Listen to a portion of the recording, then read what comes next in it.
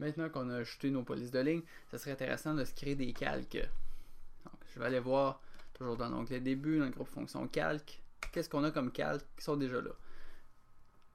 Par défaut, lorsqu'on commence un dessin avec aucun gabarit, il y a uniquement un calque qui s'appelle 0. Ce calque-là, on peut même pas l'effacer, on est obligé de vivre avec. Ensuite, lorsque j'ai copié et collé mon cadre, ben, ce cadre-là, il utilisait des calques. Et ces calques-là ont suivi. Il y a un calque qui s'appelle cadre qui servait à le tracer lui-même. Ensuite, j'ai texte et cote qui servaient à faire l'écriture. Et j'ai aussi une ligne qui était sur le calque contour. J'ignore exactement à quel endroit elle est, mais visiblement elle était là. Donc on venait se créer des nouveaux calques qui vont nous être utiles là, dans notre travail. Donc on va venir cliquer ici sur propriété du calque. Le gestionnaire de calque vient s'ouvrir. Donc on appuie ici sur le bouton nouveau calque.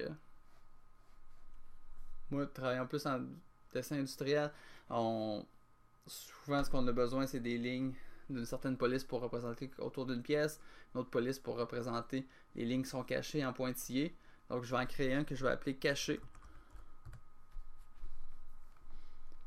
Ça, je vais laisser ça tel quel. La couleur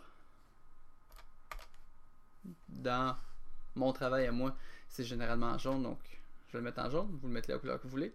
Type de ligne, c'est des lignes qui sont pointillées. Donc la police s'appelle dash. Et l'épaisseur de ligne, pour ma part, c'est à 0.35 mm pour ce type de police-là. C'est ça que j'utilise. Ensuite, j'utilise des lignes d'axe pour représenter le centre des trous. Donc je vais créer un nouveau calque qui va s'appeler axe. Personnellement, je l'utilise le rouge. La police, ça va être la police center. Et je le mets un peu plus mince, 0.15 ou 0.18.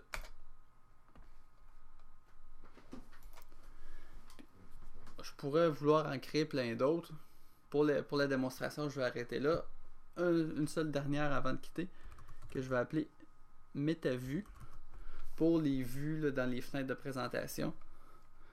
Celui-ci, on va le laisser rouge. Type de ligne, ça va être des lignes continues. L'épaisseur n'a pas vraiment d'importance, je vais le laisser par défaut. Ce qui va être important,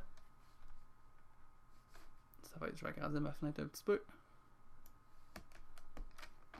Ça va être de venir cliquer ici sur le petit dessin d'imprimante. Donc tracer, non, je veux pas que le calque MetaVue se trace. Donc on s'assure de venir cliquer dessus pour avoir le petit rond rouge.